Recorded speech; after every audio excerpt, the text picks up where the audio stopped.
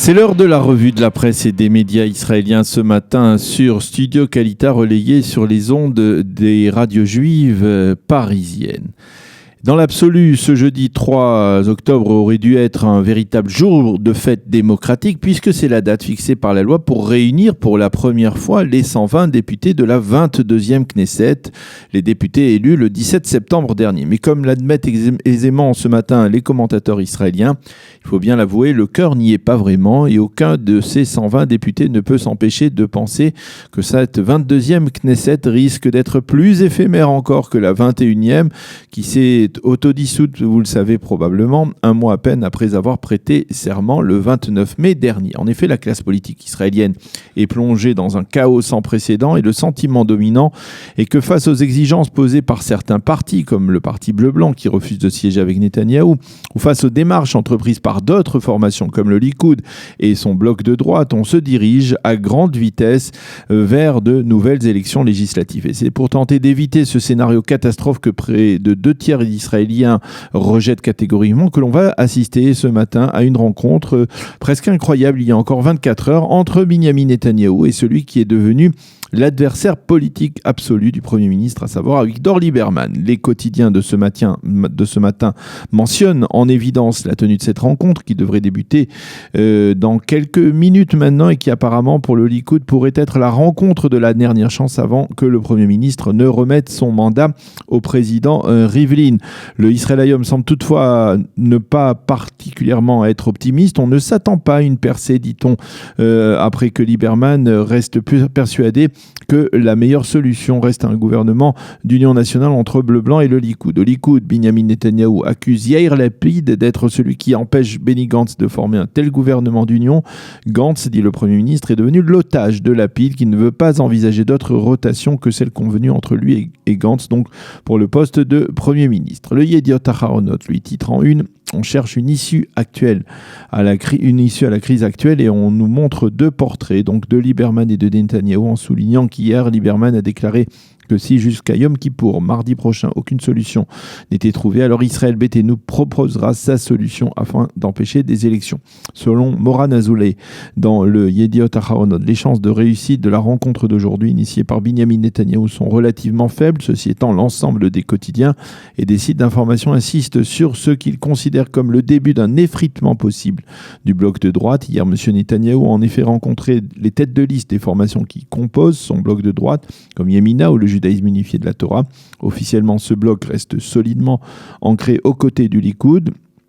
Et il a été décidé que si Benny Gantz se voyait confier par le président Rivlin un mandat pour former un gouvernement, le bloc de droite ne négociera pas avec lui, mais l'enverra dialoguer avec les négociateurs du Likoud, Yariv Levin et Zeev Elkin. Mais par contre, il s'avère que certains des têtes de liste de la droite ont refusé hier, durant cette même rencontre, de prendre un engagement ferme à rester dans le bloc de droite, dans le cas de figure où Benny Gantz échouerait, et où, comme le stipule la loi israélienne, le président Rivlin devrait se tourner vers la Knesset pour qu'elle tente de trouver un député capable de former un gouvernement majoritaire. Encore une précision importante que l'on trouve ce matin dans le Maariv, il s'agit de la sévère mise en garde faite hier par le directeur général du ministère des Finances, Shai Ba'abad.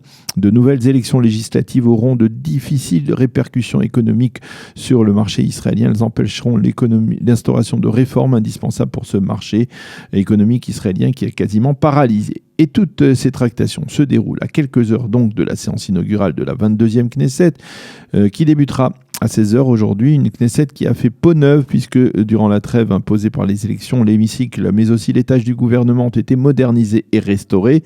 Les journaux nous montrent des photos des préparatifs de cette journée, comme les répétitions des cavaliers de la garde de la Knesset qui vont accompagner la limousine du président Rivlin jusqu'à l'entrée du Parlement. Le président fera prêter serment au président sortant de la Knesset, Yuli Edelstein, qui reste pour l'instant en fonction. Et ensuite, ce seront chacun des députés qui prêteront serment à tour de rôle dans cette atmosphère donc relativement mitigée de joie et d'appréhension. Le second titre, qui est tout de même légèrement éclipsé par l'effervescence politique, se rapporte bien évidemment à l'audition donc entamée hier du Premier ministre, ou plus précisément des avocats du Premier ministre devant le conseiller juridique du gouvernement dans le dossier 4000. Les médias soulignent que cette première journée d'audition a duré plus de 11 heures. 11 heures d'audition, titre le Yediot Aharonot en page 2, qui affirme ce matin que l'objectif presque avoué des avocats du Premier ministre est de faire annuler le chef d'accusation de corruption dans le dossier Bezek Walla. Ils estiment qu'un tel développement serait une grande victoire face au parquet. Comment comptent-ils y parvenir? Selon le Israël Hayom, ils entendent prouver que le site d'information Walla n'a jamais véritablement modifié son approche anti-Netanyahou. En tout cas, les avocats de M. Netanyahou paraissent optimistes. Nous sommes persuadés que les dossiers seront fermés et qu'il n'y aura pas de poursuite contre le Premier ministre. Même le Maariv titre sur cette autosatisfaction: nous avons réussi à présenter les choses sous un prisme nouveau, ont déclaré les avocats hier soir. Le Haaretz, lui, consacre 2 éditoriaux ce matin à un développement qui lui paraît capital et qui se rapporte à la l'arrestation de Samer Rabid, le chef du commando terroriste du FPLP, responsable de l'assassinat de Rina Schnerb il y a un mois environ en Samarie et des blessures graves subies par son père et par son frère. Samer Rabid aurait, selon le Haaretz, été frappé par des soldats israéliens qui l'ont arrêté la semaine dernière, puis torturé par les enquêteurs du Shin Bet, ce qui aurait provoqué une brusque dégradation de son état de santé et nécessité une hospitalisation d'urgence. Le journal mentionne les justifications avancé discrètement par le Shin Bet pour expliquer un usage exceptionnel d'interrogatoires violents. Arbitre projeté d'autres attentats, il fallait d'urgence découvrir où et quand.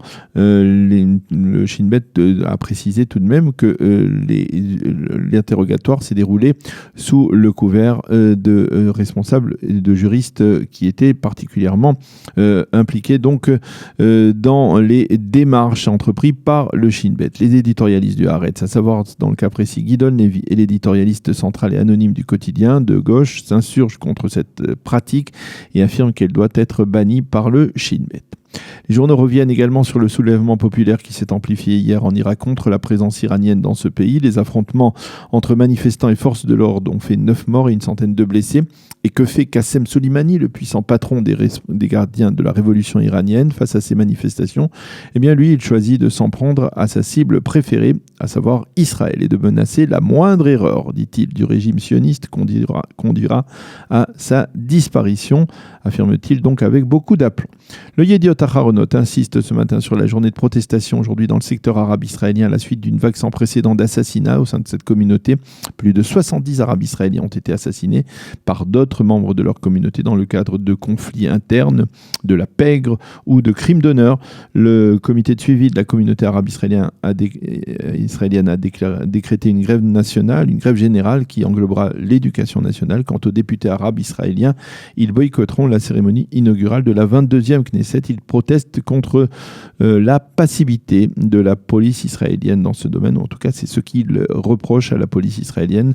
Les interventions des notables arabes hier sur les médias montraient qu'ils étaient tout de même partagés entre le désir instinctif d'accuser les autorités israéliennes de ce mal et l'aveu du problème social spécifique qui touche de plein fouet la communauté arabe en Israël. Et puis, à l'occasion de la journée internationale de la haute technologie, le Israël Hayom nous livre ce matin des exemples édifiants de jeunes génies de l'informatique israéliens qui donnent entre autres à Israël son surnom de Startup Nation, comme Yoav qui n'a que 18 ans et qui possède déjà une start-up qui a réussi à réunir des millions de dollars pour développer son produit, ou encore Yair qui a 20 ans et qui, en dépit d'une maladie chronique dont il souffre, dirige une autre start-up. Et puis nous terminerons cette revue de la presse par un titre sportif. Pour la première fois, une équipe de cyclisme israélienne pourrait participer au prochain Tour de France. En effet, le groupe Cycling qui est conduit par le milliardaire canadien Sylvain Adams, l'homme qui a fait venir le Giro italien en Israël à Jérusalem, a conclu un accord avec le groupe Tour World qui inclut les grands tours cyclistes et en particulier donc le Tour de France. Voilà donc pour cette revue de la presse et des médias israéliens ce matin sur Studio Kalita.